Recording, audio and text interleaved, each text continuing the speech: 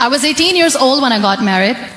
I belonged to a very conservative family, a Baloch family, where good daughters never say no to their parents.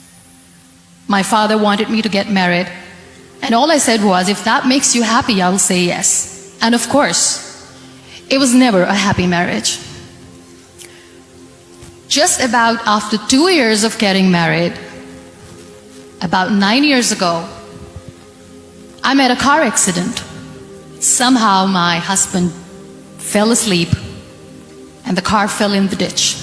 He managed to jump out, saved himself. I'm happy for him. But I stayed inside the car and I sustained a lot of injuries. The list is a bit long. Don't get scared. I'm perfectly fine now. Radius ulna of my right arm were fractured. The wrist was fractured. Shoulder bone and collarbone were fractured. My whole rib cage got fractured. And because of the rib cage injury, lungs and liver were badly injured. I couldn't breathe. I lost urinary bowel control. That's why I have to wear the bag wherever I go.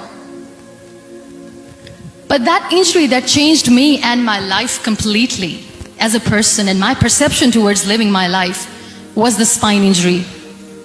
Many people came to rescue. They gave me CPR. They dragged me out of the car. And while they were dragging me out, I got the complete transection of my spinal cord. Those 2.5 months in the hospital were dreadful. I will not make up stories just to inspire you. I was at the verge of despair. One day, doctor came to me and he said, well, I heard that you wanted to be an artist, but you ended up being a housewife. I have a bad news for you. You won't be able to paint again because your wrist and your arm are so deformed, you won't be able to hold a pen again. And I stayed quiet. Next day, doctor came to me and said, your spine injury is so bad, you won't be able to walk again. I took a deep breath and I said, it's all right.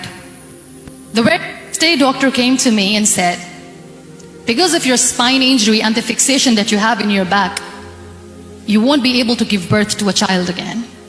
That day, I was devastated. I still remember, I asked my mother, why me? And that is where I started to question my existence. That why am I even alive? My mother said to me, this too shall pass. God has a greater plan for you. I don't know what it is, but He surely has. And in all that distress and grief, somehow or the other, those words were so magical that they kept me going. I was trying to put that smile on my face all the time, was hiding. It was so hard to hide the pain, which was there. But all I knew was that if I will give up, my mother and my brothers will give up too. I cannot see them crying with me. So what kept me going was, one day I asked my brothers, I know I have a deformed hand, but I'm tired of looking at these white walls in the hospital and wearing these white scrubs. I'm getting tired of this. I want to add more colors to my life. I want to do something. Bring me some colors. Bring me some small canvas. I want to paint. So the very first painting I made was on my deathbed, where I painted for the very first time. It was not just an art piece or just my passion. It was my therapy. What an amazing therapy it was. Without uttering a single word, I could paint my heart out. I could share my story. People used to come and say, what lovely painting. So much color. Nobody could see the grief in it. Only I could. And that day I decided that I'm going to live life for myself. I am not going to be that perfect person for someone. I am just going to take this moment and I will make it perfect for myself. And you know how it all began? That day I decided that I'm going to fight my fears. We all have fears. Fear of unknown, fear of known, fear of losing people, fear of losing health, money. We want to excel in career, we want to become famous, we want to get money. We are scared all the time.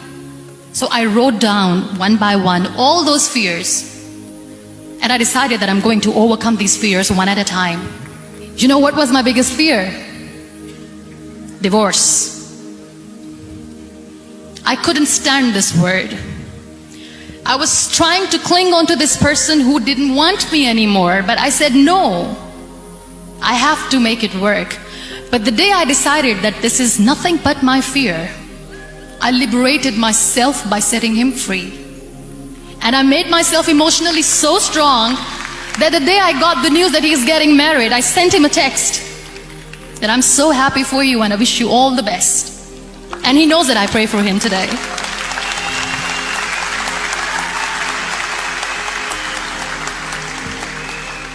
My biggest fear, number 2, was I won't be able to be a mother again. And that was quite devastating for me.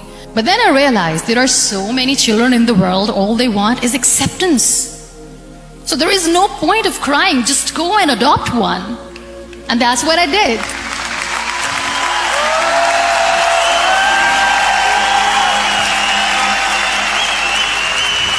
I gave my name in different organizations, different orphanages, and I waited patiently. 2 years later, I got this call from a very small city in Pakistan. I got a call and they said, "Are you Muniba Mazari?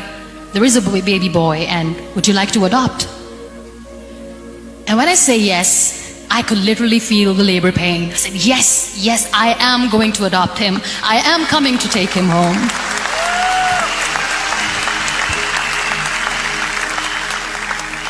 And that day, I was 2 days old, and today he's 6. You know, when you end up being on the wheelchair, what's the most painful thing? That's another fear that people on the wheelchair or the people who are differently abled have in their hearts, but they never share. I'll share that with you. The lack of acceptance. People think that they will not be accepted by the people because we, in the world of perfect people, are imperfects. So I decided that instead of starting an NGO for disability awareness, which I know will not help anyone, I started to appear more in public. I started to paint. I always wanted to. I have done a lot of exhibitions. I'm Pakistan's first wheelchair-bound artist. I have done a lot of modeling campaigns, different campaigns for brands like Toni and Guy. I decided that I'm going to join the national TV of Pakistan as an anchor person. I became the National Goodwill Ambassador for UN Women Pakistan, and now I speak for the rights of women, children. We talk about inclusion, diversity, gender equality, which is a must. I was featured in BBC 100 Women for 2015. I'm one of the Forbes 30 under 30 for 2016. We have this amazing fantasy about life. This is how things should work. This is my plan. It should go as per my plan. If that doesn't happen, we give up. So my dear friends, let me tell you one thing. I never wanted to be on the wheelchair. Never thought of being on the wheelchair. I was always aspiring to do bigger things, but had no idea that for that I have to pay the price to be where I am today. It's a very heavy price. This life is a test and a trial, and tests or trials are never supposed to be easy. So when you're expecting ease from life, and life gives you lemons, then you make the lemonade, and then do not blame life for that, because you were expecting ease from a trial. Trials make you a stronger, better person. Life is a trial, and with time you realize that. It is okay to be scared. It is okay to cry. Everything is okay, but giving up should not be an option. They always say that failure is not an option. Failure should be an option, because when you fail, you get up, and then you fail, and then you get up, and that keeps you going. Embrace each and every breath that you are taking. Celebrate your life. Live it. Don't die before your death. Real happiness lies in gratitude. So be grateful, be alive, and live every moment.